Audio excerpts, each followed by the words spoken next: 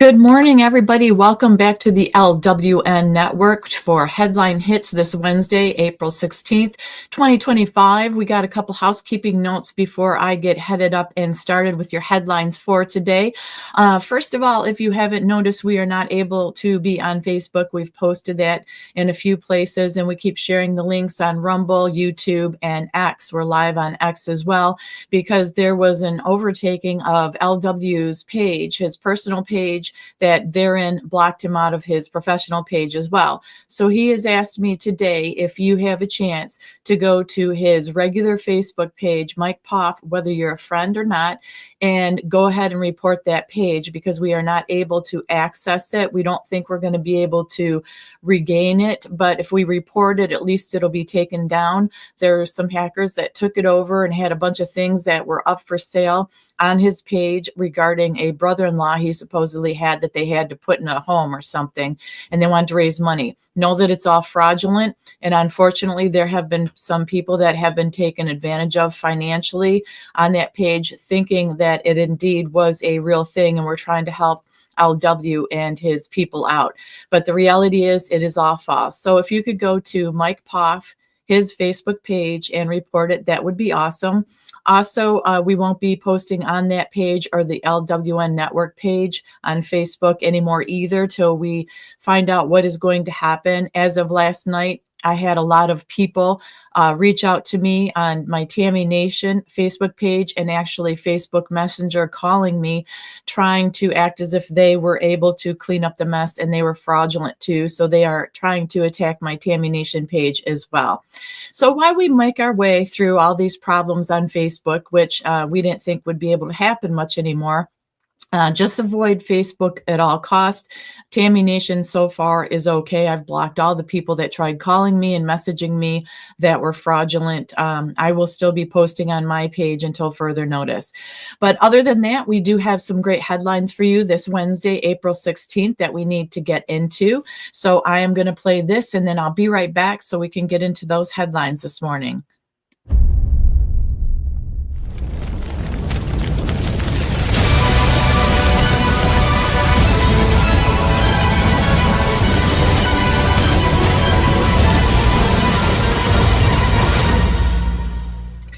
So first up, everybody, we have Real ID is a federal law.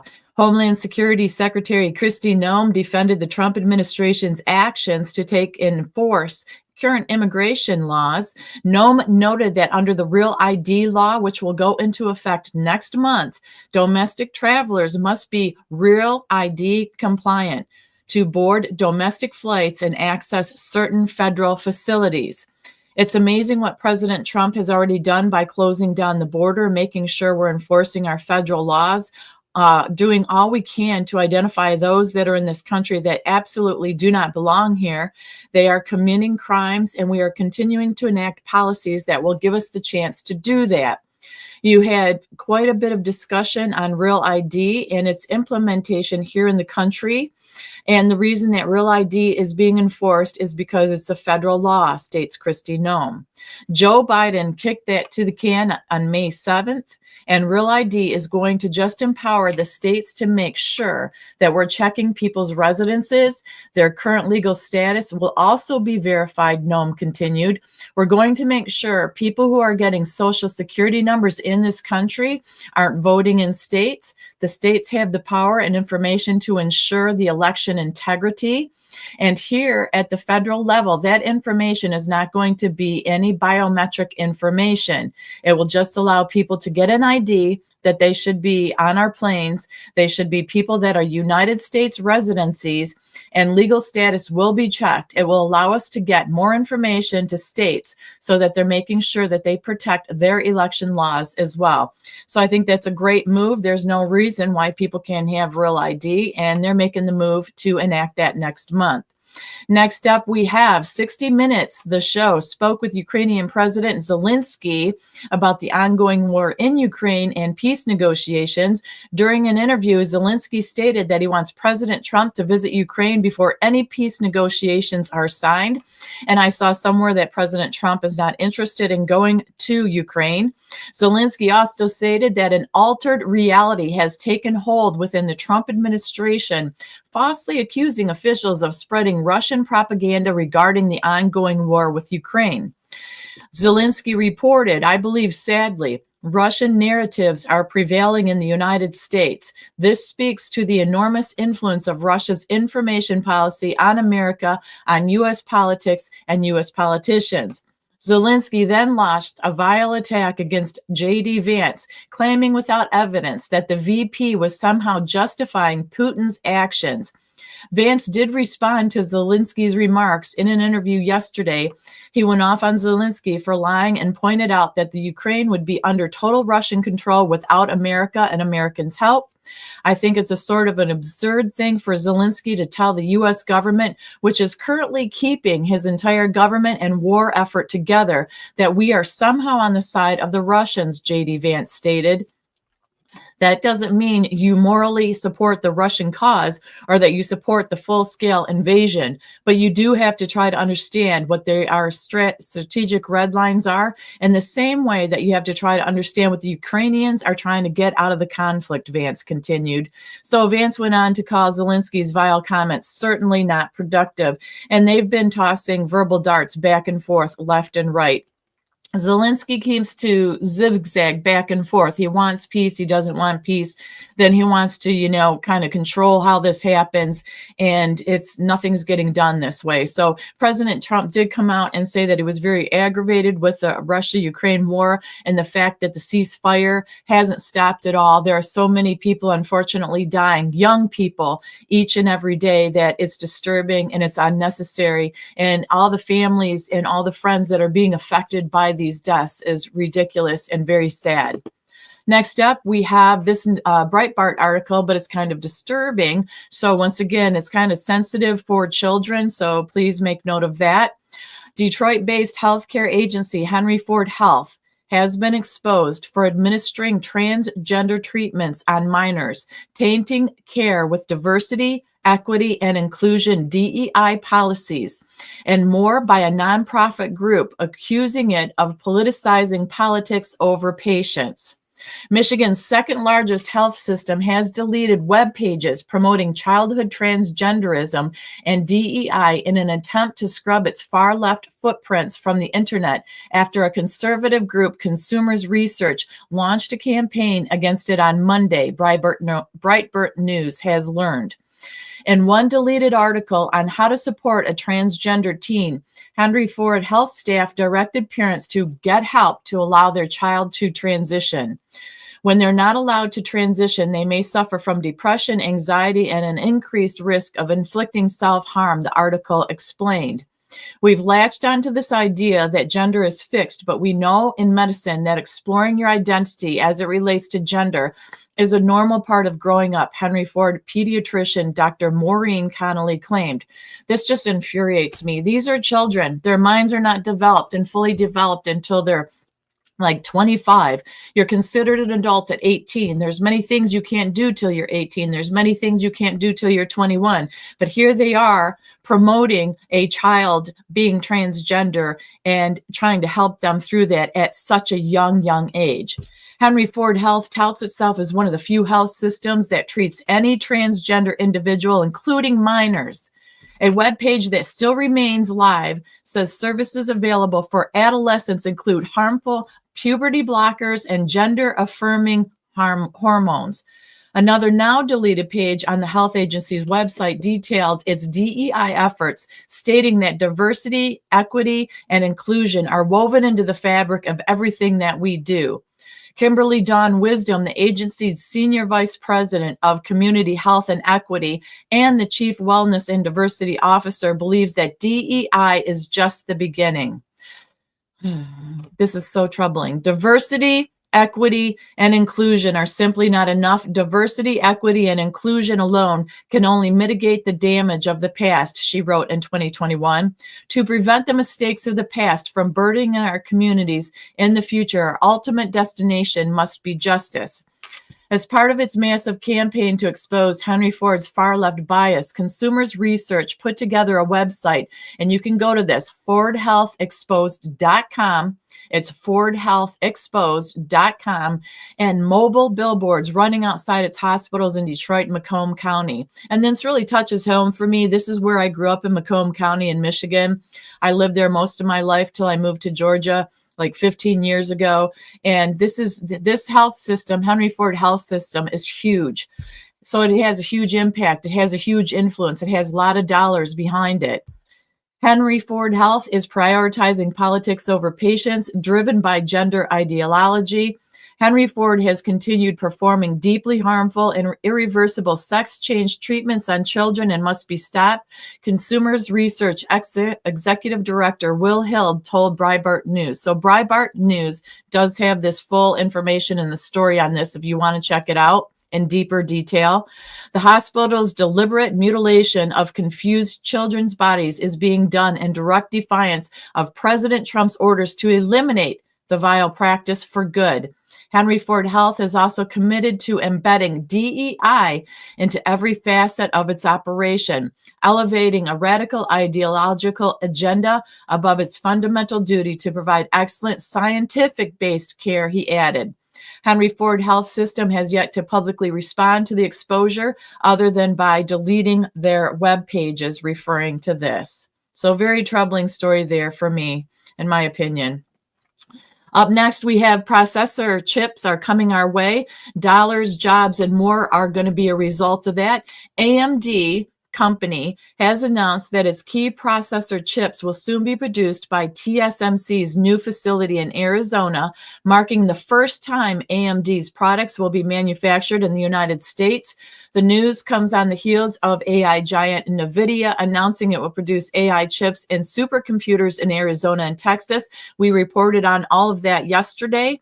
AMD CEO Lisa Su revealed that the company's fifth generation EPYC CPUs for data centers will be manufactured at TSMC's Arizona plant.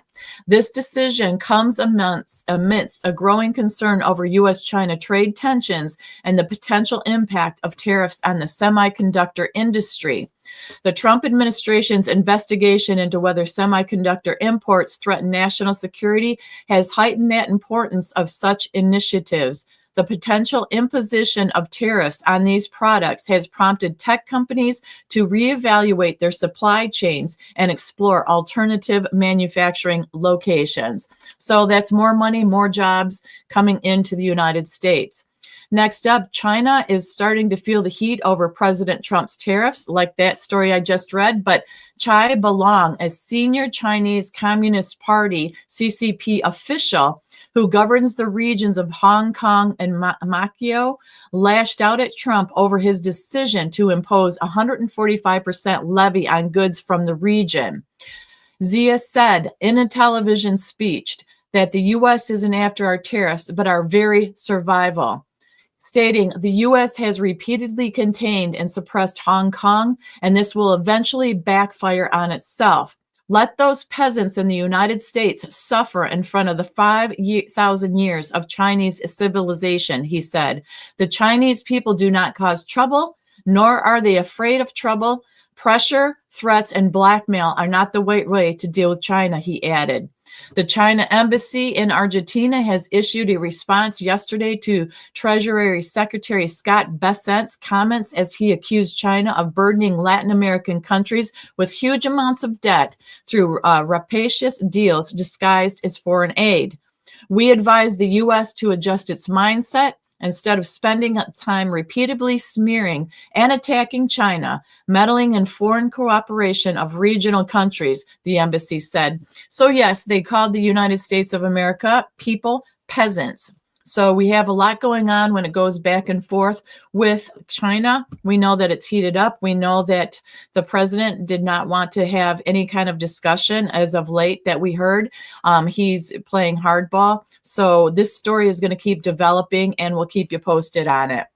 Next up, President Trump will not attend the White House Correspondents' Associate dinner later this month, snubbing the high-profile event amid tensions with the press. Trump is going to skip the April 26th event, according to several outlets, as he did for all four of the dinners held during his first administration.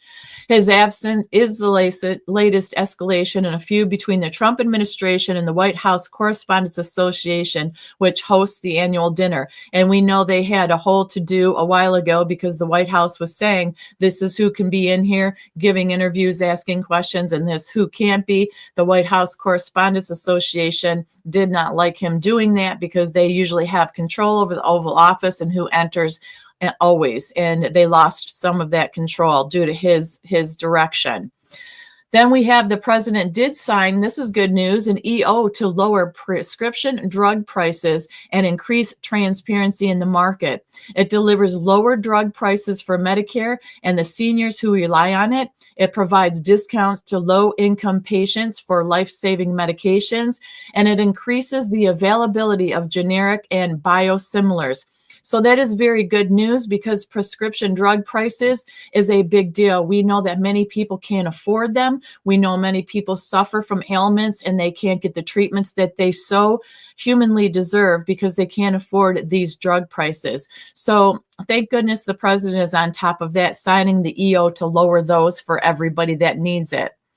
Then we have Karen Leavitt, the press secretary, did announce President Trump is going to be signing a presidential memorandum, stating in a presser yesterday, and I do think that he signed it last night. She said he's going to be signing the memorandum aimed at stopping illegal aliens and other ineligible people from obtaining Social Security Act benefits. Now, we know that a lot of people are saying that Trump and his administration are going to eliminate Social Security for people like you and I who need it. They're going to do cutbacks and take things away. That is absolutely not true. He is signing it to get the illegal aliens and other people who are ineligible from even obtaining it. The memorandum is going to direct the administration to ensure ineligible aliens are not receiving funds from the Social Security Act programs. It is going to expand, actually, the Social Security Administration's fraud prosecutor program to at least 50 U.S. attorney offices and establishes a Medicare and Medicaid fraud prosecution program in 15 U.S. attorney offices. So they are supplying help administrations and programs to eliminate this fraud that has been affecting us in this country for so long. The memorandum will also require the Social Security Administration Inspector General to investigate earning reports for individuals aged 100 or older and mismatch Social Security records to combat identity theft. And the memorandum is going to direct the Social Security Administration to consider whether to reinstate the use of the civil monetary penalties against individuals who engage in Social Security fraud, an effort that has been paused for several years. These taxpayer-funded benefits, Leavitt said, should only be eligible for taxpayers, and President Biden should think about what he did in his last term, which has allowed tens of millions of illegal people into our country, many who are fraudulently receiving these benefits. So a lot of fraud is going on, and they're working to eliminate that. They're working to close up all the loopholes to eliminate everything so all that money can pour back into the Social Security programs. And we, the people of the United States of America, who are U.S. citizens, legally can obtain that benefit and that money, drugs as well for our ailments, prescription drugs, what we need, medications, etc. So I think that is wonderful on this administration's part to once again put we the people in front of illegal aliens getting things they should have never got in the first place. And then last up, we have 2 people have been eliminated as part of the signal leaking scandal, which we reported a few weeks ago.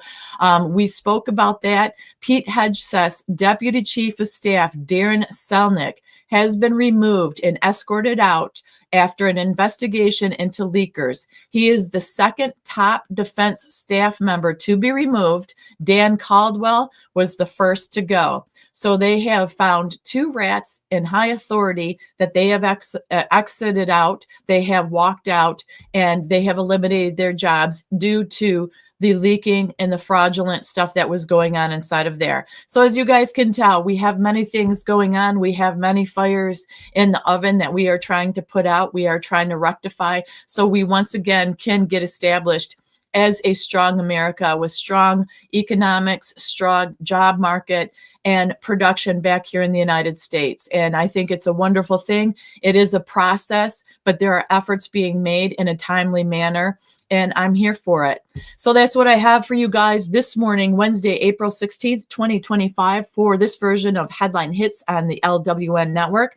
I hope you guys will join me tomorrow, noon Eastern Standard Time. It will be the last one of the week. In the meantime, thanks for joining me. Make sure you hit that like button and share, and take care. God bless, and I hope you have a wonderful rest of your Wednesday. Bye-bye.